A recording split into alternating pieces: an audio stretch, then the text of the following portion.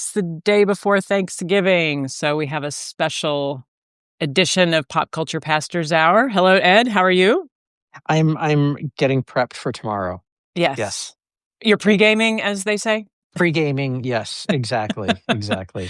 Hey, and my sister Excellent. just joined. Hi, Beth. Yes, I saw that. And a friend from the church, all kinds of folks home. Maybe you all are like stirring your, apple pie filling while you're here. But welcome. Ed is with Imago Scriptura. I'm with the Blue Room, and many of you are longtime listeners, so you know the drill. Today we are getting into the Thanksgiving spirit with a Charlie Brown Thanksgiving. And I can't believe, we did the Charlie Brown, the Great Pumpkin, and it just seems like it was like a week ago, you know? Totally. Yeah. So Yeah.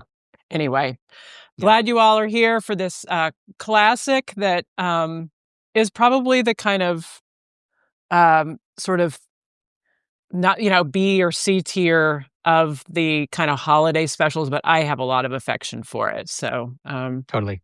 Ed, start us off. Okay, so just so it has the MaryAnn, when in our notes, she'd asked, is this the first Friendsgiving? Um and actually we had with our kids over the years when they were younger, um we would actually do the Charlie Brown Thanksgiving thing. They would invite a bunch of friends over and we would have toast and we'd have pretzels and popcorn and all that stuff and jelly beans, which were not as easy to find, Yeah. actually, at this time of the year, but Hmm. we made it work. So, Marianne, two questions. So, like, Yep. of the um, traditional Thanksgiving meal, so like whatever your family traditional Thanksgiving meal is, what is your go-to kind of like, gotta have it, like it's got to be there? And then what would be your primary go-to of the Charlie Brown Thanksgiving meal? Oh, wow. So we also did the Charlie Brown Thanksgiving, although it was usually the night before Thanksgiving. We didn't have people over, but it was just kind of like clear stuff out of the fridge. And then the kids would usually eat the Charlie Brown foods. Um, the first thing that comes to my mind is cornbread stuffing. Hey, Carrie, welcome. Hi. Um, Cornbread stuffing is something that I don't eat any other time of year. I mean, mashed potatoes are kind of essential, but you have those at other times. So cornbread stuffing is essential for me. The go-to, I guess, would be popcorn of the Charlie Brown canon, if you will. I'm not a big jelly bean person, and I'm eating somewhat gluten-free, so toast, I could have gluten-free toast, but that's just a sad prospect. So, how about you?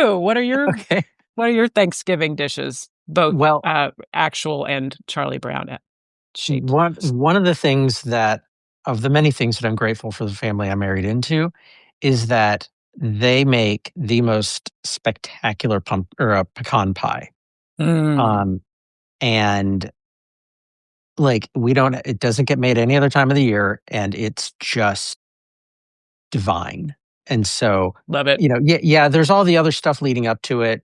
Gravy, solid, absolute, got to have a lot of gravy. But yeah, it's really for me warming up for pie afterwards, Yeah. and specifically the pecan pie. So, um, yeah. And then on the Charlie Brown one, kind of in contrast to you, I would go for the jelly beans in a heartbeat.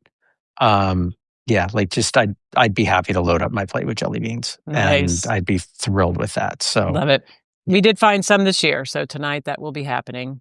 excellent. So yeah. Excellent. Well, so initial thoughts. I don't know if you got a chance to rewatch it this year, or you're just I going didn't. off memory. So No, what's no, your, no. what's your first? Yeah. Yeah, so we watched it with two of our kids on Monday night before we drove out here to Virginia. And actually, side note, Marianne and I are only like, what, 20 miles away from each other right now. Yep. And actually, we're running slash walking the turkey trot together tomorrow, so that'll be fun. Yeah. Um, but anyway, so yeah, we watched it Monday night, with two of the three kids, and wonderful as always, as always. Um, and what was just so fun, again, watching it, is just like, I mean, we've seen this now. I don't know how many times as a family, and it's still there's just the simple joys of so many pieces of it. Of Mhm. um, Franklin's pants was one that we specifically commented on that he definitely wins for best pants. Um, Absolutely. uh, the hoarder garage. Um, Mhm. um, Central. yeah, and as my son Zach put it when it started, that the fight with the chair was like a video game boss fight. Yes. Um, and so just like the same jokes, the same things every year, and it's just lovely. And of course, Mhm. the final conversation at the end during the credits of like whether or not how we feel about Woodstock eating turkey. Um, Yes. That was yeah. actually controversial at the time, I guess. I can't remember which one of the producers was like, "This is ghoulish to make Woodstock eat turkey. It's like cannibalism." But I think that Mhm. was Lee Mendelson who was the main, producer. I dove into some of the trivia about around this special. But I think Charles Schultz and one of the other people who worked on it was like, "No, Woodstock's gotta eat the turkey." Yeah. So but Yeah. yeah, even at the Yeah. time. So, Yeah. Yeah. So yeah. so did you get to rewatch it? I did, yes, and, I noticed it did not have as many iconic lines or really, um, scenes that just kind of are seared into my brain like the Halloween and the Christmas ones, but I found some unexpected kind of, ponderables, I guess, in it, and, I will say just before we dive into those that just as with the Halloween one, the watercolor backgrounds are just gorgeous. I absolutely loved I have to admit I didn't clock on, Franklin's pants. I'll have to go back and look at those, but just some of the backgrounds, are so beautiful and just evoke this fall, kind of this time of year, um, and I also really, really love the main Thanksgiving theme, the Vince Guaraldi, the da da da da da da da da da da da da da da da. We actually have a Thanksgiving playlist that, we play on Thanksgiving, and that is on there. Um, and I had not known until this time around that Vince Guaraldi is the one who sings on Little Birdie, the song that, the little Woodstock song, that's actually his voice. So, Wow. the music's just iconic. It's so, so good. Um, but I wanted to just dive right in to I mean, I expressed last time my ambivalence over Lucy, and, I mean, Lucy makes a brief appearance in this one, but this one's all about Peppermint Patty, and, um, just that kind of central conflict between her and Charlie Brown, that kind of dynamic between the 2 of them, and was curious kind of your thoughts watching it this time. I have a take that I'll save for a little bit later, but I'm just curious how you So approach their yeah. conflict. So I actually this just popped into my head as you were saying that. First of all, of like in a sense, the Halloween one was sort of like Lucy, kind of the core kind of, and then this one it's Pepper. I didn't Yeah. pick that up until just now, so thank you for that. Um, so there's one part of it of like and I know Peppermint Patty does the thing about the lovers quarrel or whatever Mhm. of things, but I've also just like that thing of like, especially I remember, and I probably did this too in like seventh grade or something like that, where there was like the girl that I was attracted to who I was just going to kind of be a jerk to, like, Mhm. or just, just that because I didn't know how to express, le- Mhm. legitimate feelings for somebody, Yeah. and so I thought about that with Peppermint Patty, that there's something there, Yeah. um, between them, and wow, that evoked a response from somebody. So probably my sister, because she probably witnessed a lot of that. Um, so Can we um, add her to this call so we can get a we little bit might of the dirt there? we might need to. We might need to. Um, but I just that of how kids don't always know like how to express what's there within them. Not like adults do it great either. But kids especially, they're just learning it. And I Wow. thought about that with Peppermint Patty. Yeah, Yeah. I read a couple of articles about, just curious how people are still thinking about this special, and a lot of people talk about the fact that adults are completely absent. And like, why would you have a Thanksgiving where you're just with kids together? Like, it's not like it's a Thanksgiving or a Halloween party or a birthday, whatever. The parents are just not there. And what that does, I mean, I think that's just kind of that's a silly objection, because what it is interactions between children. But then as you watch them as adults, you really bring your own kind of perspective to it. And so maybe that's why I bumped on it. I mean, I think that's such a great perspective. Like, these are kids figuring out how to talk about their feelings. But as an adult, I really saw it this time as just such a parable of the kind of way we talk about Thanksgiving now, with being so polarized, and having to kind of navigate conversations and perspectives and politics, and even what you serve can be really, really fraught. And so it's kind of it's a kids show, but it had this unexpected layer for me this time of the way we bring in our own expectations of what Thanksgiving should be, the way we assume people know what we want without saying it. Like, she invited herself to Thanksgiving, but she didn't say, "I'm expecting a certain thing." Um, but we do expect certain things at Thanksgiving. So how do we talk about that? How do we yes, which, we just kind of trade off, Michael. So he brought up the cranberry conundrum. I like the can. I really do, but I also like fresh. So we just Mhm. kind of every other year we switch it up. But yeah, there's so much weight to this holiday, I guess. Mhm. And in an unexpected way, you see that in their interaction, even though it's also just kind of kids trying to figure out how to talk to each other. So I was curious how Well, you saw yeah, that this time. the weight of expectations. Yeah, Yeah. yeah, I mean, absolutely. And, you see that with Charlie Brown of, you know, even though it was just kind of thrust upon him, like, okay, I'm hosting. Um, but even that was like, okay, I've got to do this right. Yeah.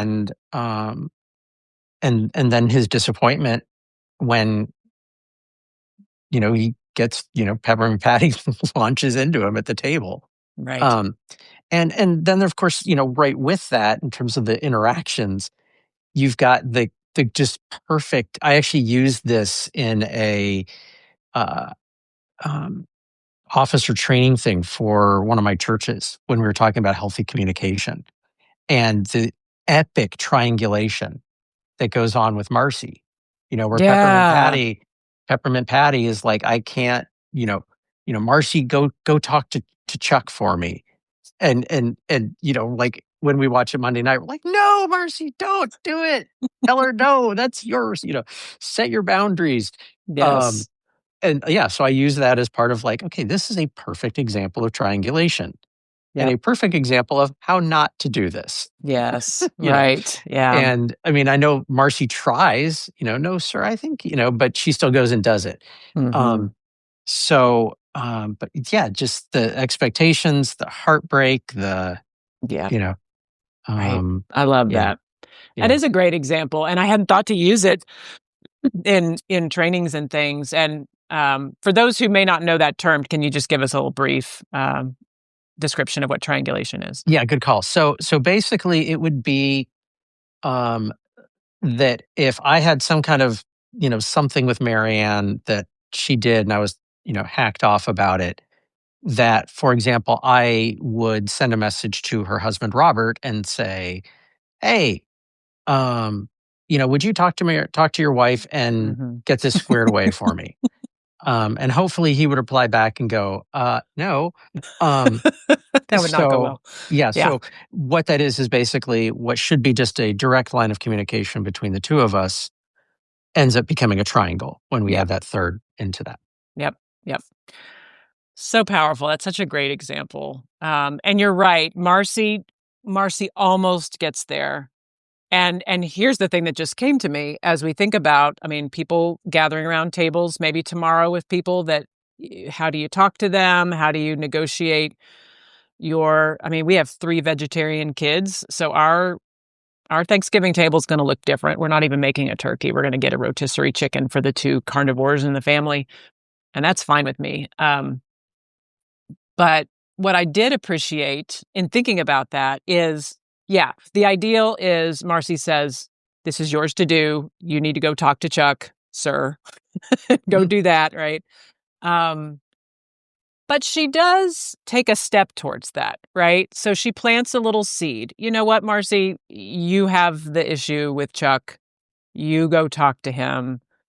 And then she has said her piece, maybe planted a seed. Maybe next time Marcy will be able to, right? But so I'm not defending, or Peppermint Patty will be able to kind of deal with it directly. I'm not defending Marcy's behavior, but I'm also recognizing there are times when we just do what we can, when we see that it's not going to go the textbook healthy way, you just do what you can in that moment. And maybe that's a little lesson for those of us who may be around tables tomorrow where you're talking with folks that are hard to talk to, is maybe you just give them a little thought and then you back off. Mhm. So that just came to me. Yeah. And I was talking to the staff yesterday at the church that I serve, and we were talking about expectations of this day. And you, I think, wrote about this so beautifully. I'll link it when we link to this, about how do you hew to the tried and true, the tradition, the canon, if you will. If you're talking about a television show or a religious tradition, what is essential and what can be just let go of. And I told the staff yesterday the story about, I think Robert and I have been married for a couple of years, and I'm not a big fan of the sweet potatoes with the marshmallows. It's just too much sweetness and kind of mushiness for me. And that year we made scalloped sweet potatoes for my extended family. We were having a big, potluck style. And I mean, fresh sweet potatoes, slice them up with some cheese and butter, and so a savory kind of thing. And it was controversial, shall we say?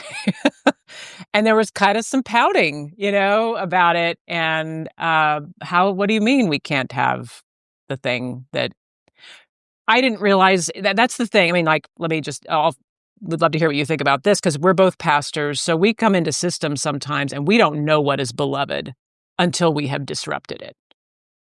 And then it's like, oh, whoa, we just started a whole thing because we didn't know that the singing of that hymn on that day during Advent, the Christmas season, is beloved, and we've just stepped in something and we have no idea. Mhm. So anyway, don't know if you want to talk about what you wrote about or just kind of reflect on that, because that's a peril of pastoral ministry, isn't it? Yeah, well, I mean, so yeah, I wrote, it was posted this morning on my site about the the phrase I use was tradition and continuity. Um, and what do we hold tightly to? What do we hold loosely? Yeah. And how often we have a tendency, and I will own when I do this too, of holding too tightly to the things that aren't essential Yeah. and letting go of the things, and holding too loosely to the things that are essential. Mm. And so I was thinking, like MaryAnn did, have the scalloped potatoes come up since? Like, They does it ever show up as a story of like, yeah, I remember when you did? Yes. Yeah. Yeah. Yeah. And kind of as a joking thing Yeah. too. It was not like, it's not like it's not like they got their salad forks after us, but it was a little like, what the heck is this weird thing these newlyweds are doing, Um, so yeah, that's the other thing, is when you do step on those tripwires, they do come back, hopefully in kind of a playful, like, well, that was a fun story. But Mhm. often, you know, Yeah. that'll teach you Yeah. to, stay within the lines. Well, and in a story like this one with Charlie Brown, uh, we don't ever get what was the next Thanksgiving? Like, was there like the Ah. story, Mhm. that they told like 2 years later? Oh yeah, Chuck, remember when you served, Right. and that, and that it was maybe more laughed at, of like, Mhm. yeah, oof, wow, we were Right. crazy then, that kind of thing. Yes. Right. Um, and I did a sermon several years ago on the parable of the prodigal son, And what I did was the next day. What happened the next day? Mm. After, the son has returned, the father's embraced him, the older son's out ticked off because they've welcomed back this, dude who ran off. And, what happened the next day after the party, after the celebration? What was the conversation between the father and the younger son? What Mm. happened a month later, a year later? Where was the older son? Like these things that we don't often, in a story like this, we don't get what was the next day, what was the next week. Um, Yeah. so what happened? Mhm. And um, did Chuck and Peppermint Patty 10 years later when they, go to prom together, you know, mm, yeah. Yeah. So yeah, Yeah, it was, it was those the Peanuts were created at a time when, I guess Marcy and Peppermint Patty wouldn't have been able to go to prom together. They just were probably not. such a great unit. Uh, Um, it's interesting to think about the 3 holiday specials as a trilogy. I hadn't thought about, are we meant to believe, I mean, they're kinda timeless, so but, like, The Great Pumpkin, where Charlie Brown is really kind of on the outside. I mean, he gets a rock, you know. In this one, though, people wanna be with him. Like, they invite themselves to his house, and he's the host. And there's something really sweet about that because then in the Christmas one, which we'll probably take up in December sometime, kind of have to.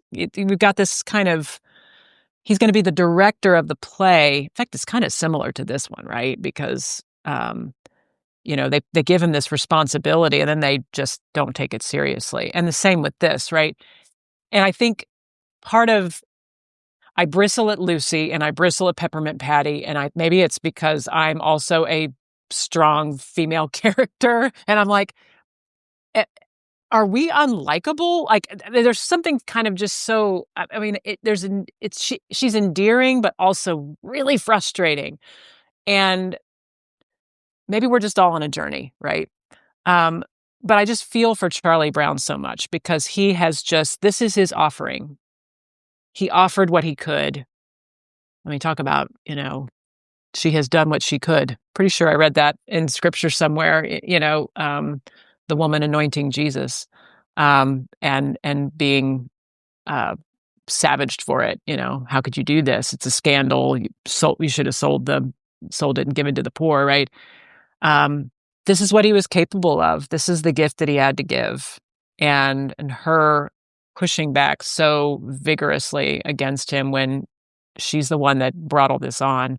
It I mean, I understand that's the point, but I guess it just really sinks down in some really, uh, very tender ways for me for some reason. I guess because it's hard for all of us to be ourselves and to trust that someone's not gonna just come back at us with all this kind of aggressive energy. Um, but also just, poor Charlie Brown. He's just got these girls around him that, you know, um, invite him to get his back up and get a little assertiveness, but he hasn't quite gotten there yet, you know? Mhm. Yeah. So Well, and yeah, just being married to one who would consider herself a very strong female and uh, seeing that in my daughters as well. Um, that yeah, it's hard to be a strong, opinionated.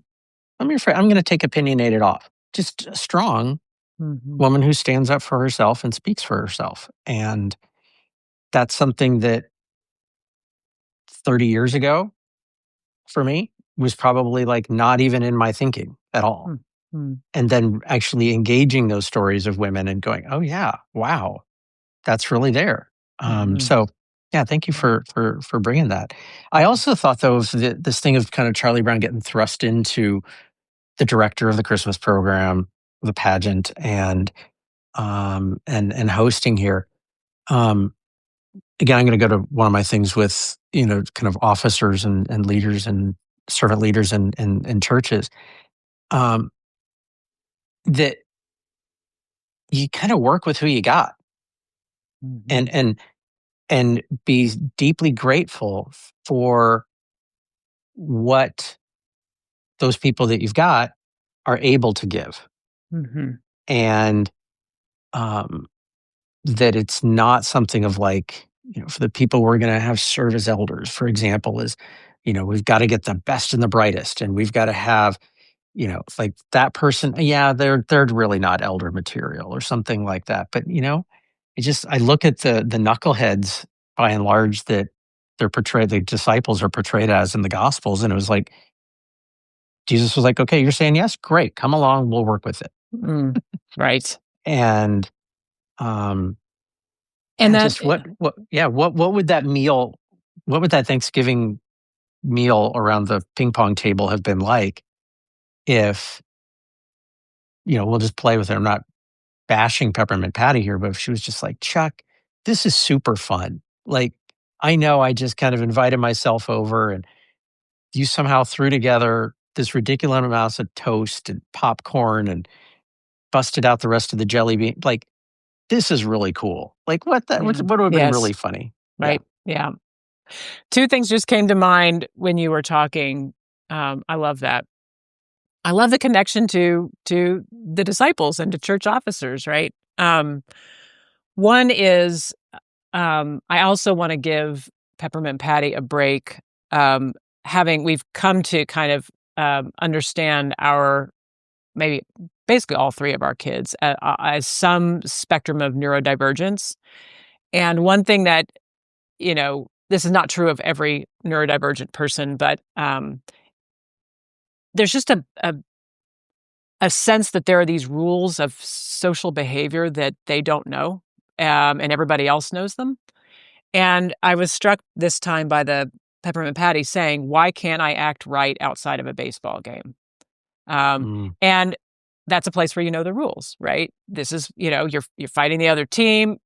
Aggressiveness is rewarded, when you're trying to steal second base or whatever. yeah. Um, so there's that. But the other thing that I just you really helped highlight is the kind of working with what you have and valuing the gifts of what people bring, like whether it's the disciples or whether it's the people, we're training our officers, our elders and deacons for next year right now. And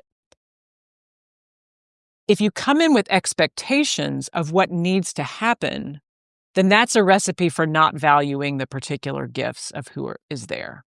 But if you come into it saying, to use our language of call, like God has called these people for this time.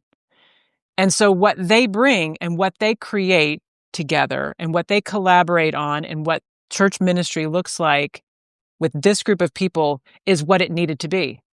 As opposed to, we have these 20 things we need to do and we always do them and we always do them this way. And if these people can't do that, then there's this mismatch and we resent them, right? Mhm, You've probably heard that phrase, expectations are premeditated resentments, right? mhm, When we mhm. come in with this, like, you must do it this way, it has to look like this, we're just setting ourselves up for resentment and for exactly what happens with Peppermint Patty, where she kind of explodes at her host, right? Um, Whatever you will say about the meal, I mean, aside from the jelly beans and pretzels come out of a bag, but like, he made the toast. He made the popcorn. He didn't burn the popcorn. Like they buttered the toast. I mean, he did what he could. He collected Um, like 30 toasters. right, right. Where did that come from? The hoarder's garage, I guess. So Like, maybe, yeah, maybe. Yeah. I love it. And put him on a little skewer. Got his dog involved.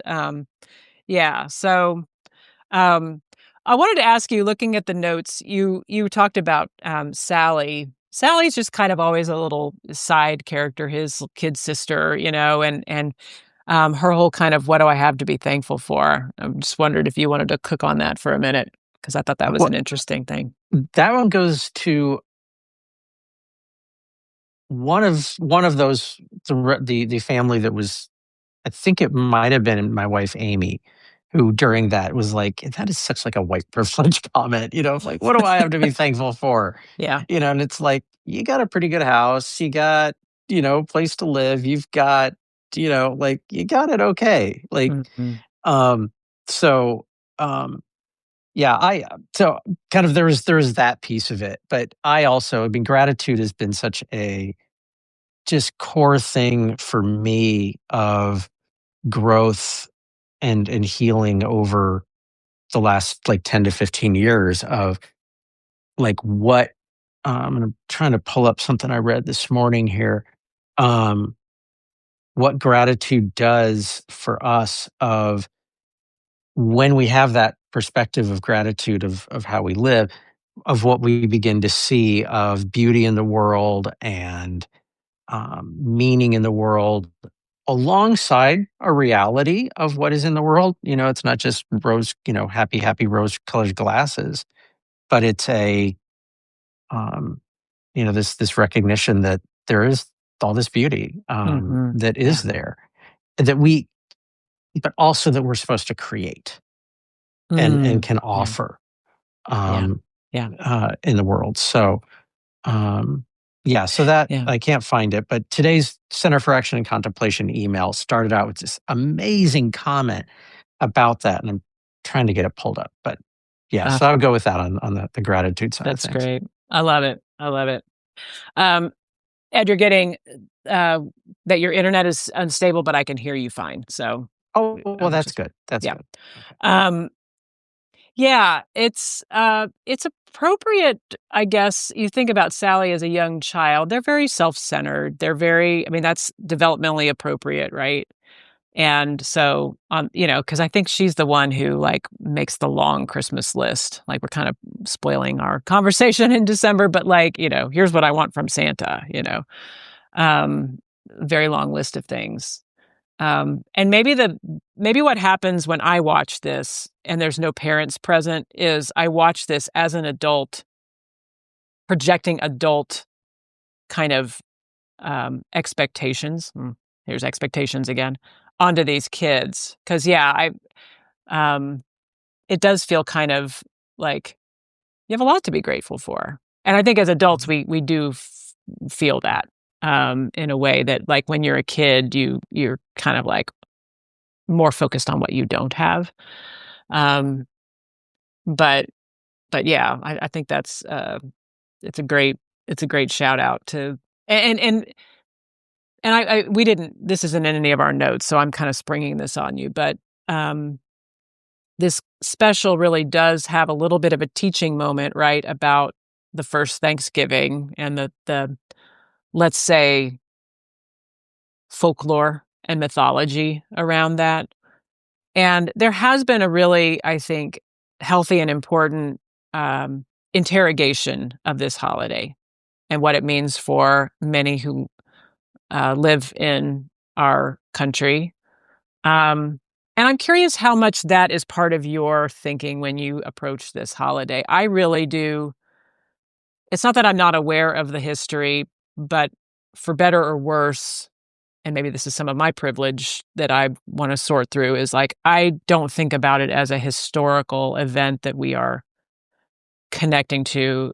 For me, it is a practice. And maybe that's part of the because gratitude is part of Christian practice and certainly not exclusively Christian practice. That's really what I zero in on. I don't think about the pilgrims and the Indians, but I'm curious kind of how you think about this holiday. I think overall it's kind of how I think about it. But I'm actually planning tonight. It's because my wife and I are the designated, prayers, for when we gather tomorrow, because we're gonna have something like 25 or 30 people here, Oh, wow. at my father-in-law's place. Yeah, introvert hell. But anyway, You're getting a but lot we're of the ones. hearts for that. You're welcome, introverts. Um, Solidarity. that's right. So we'll get asked to pray. And I actually was thinking, and I haven't done it yet, but doing kind of a prayer that starts off with like a land acknowledgement that, Ooh, you gone to Medlin. yeah, a little bit, a little bit. Nothing of like, we're going to be heavy handed about, it, but just Mhm. something of like, as we remember that we are on this land of and I have to look it up, so I don't know yet, people, that we recognize that something else, so I don't know exactly what it's going to be, but that's something, and like for example, there's a beautiful and wonderful writer and poet named Caitlin Curtis who's been wonderful in helping me to kind of clue in to remember having that as a conscious awareness, not just around Thanksgiving, of course, but just day to day, um, of where we are. And like our first Sunday as our new church, I actually began with a land acknowledgement of Mhm. this place of where we're at. Mhm. Um, and there was a few people who were like, "Wait, what?" Like had no clue even Mm, like what I mm, was doing with that. Um, yeah. I don't want to cut this topic off because it's a good one. But I know we're going to be a little shorter on time because Marianne's got some druids and wizards and others coming over for a That's right. Dungeons and Dragons campaign. But I don't want us to leave this without talking about Franklin. So Marianne put a great article from NPR in our notes, and so we'll put them in what we put out as well about Franklin. And I mentioned earlier about Franklin's pants, which are the wins. But there's the moment with Franklin where everybody's on one side of the table and poor Franklin's on the other, all by himself. What the heck? Um, yeah, exactly. But at the same time, like there is this progress that when this came out Mm, in the '60s, that yeah, Franklin's not a major character, but it is not called out or anything else like that. But it's like, hey, here's this cool kid Franklin. Let's have him come too. mhm, And he's just welcomed in. And mhm. yes, there's place at the table and all that stuff. But there is He's something to on be by said. himself on the table, and he's in the the Honey chair chair. that Yeah. Yeah. so, yeah. Yeah. But it's like one of my seminary professors, in my class on it was called Women in the Letters of Paul, was as much as like today we read some of the stuff in Paul of what he says about women and go, can't believe that. Da, da, da. But how do we look at that in the context of what was at that time? And was there a step forward? Mhm. Yeah. Is it Mm, where we're at today? No. mhm. Um, but that's, I think, a really significant thing that Yeah, Charles Schultz does in this. yep. And he was very, uh, very steadfast because I think uh there was some pushback at the time, and he was unequivocal that this is something that he wanted to do. And maybe to kind of bring it full circle with what we were saying about Marcy and this triangulated kind of thing of Peppermint Patty saying, "You go talk to him," instead of her taking ownership.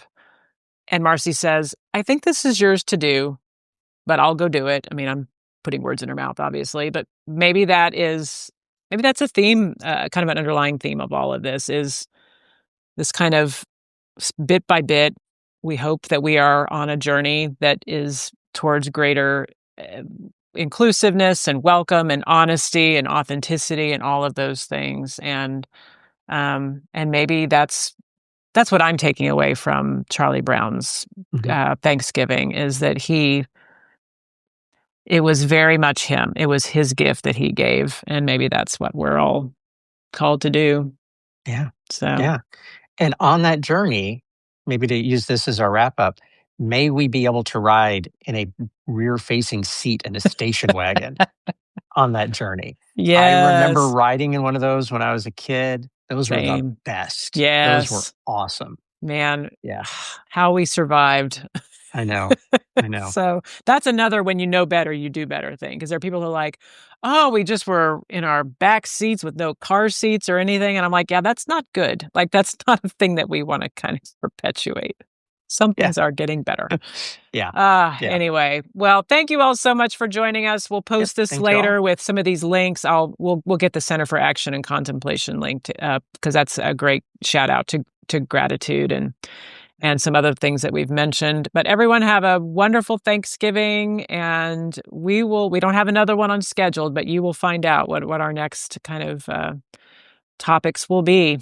We'll do some fun Yeah. And stuff in hey, December. if any of y'all have some suggestions of like, hey, you guys need to watch this That's or, right. something like that, we would love to hear it. Yes, So I am a big fan of like Christmas specials, Christmas content, TV, movies, and stuff. I don't think that's as much your thing. So we're trying to figure out how to honor, a lot of good Christmas stuff out there without kind of doing the tried and true. Like, maybe we can Yeah. find some that are off the beaten path. So Santa Claus versus the Martians. there you go. Right. Yeah. So Yes, that's a real movie. So, yep. yep. All right. All right. Sounds good. See y'all. Take care, Yep. Die everyone. Hard. Oh, Die Hard. There it is. There's our debate. We're going to There's our teach the debate. controversy on that one, Michael, That's because I right. think, That's right. yeah, Ed and I are both of the same mind, and maybe be a little controversial on that one. Yeah. We'll have Yeah. to get somebody to argue with us about it. All All right. right. See Bye, y'all. everyone. Happy Bye-bye. Thanksgiving.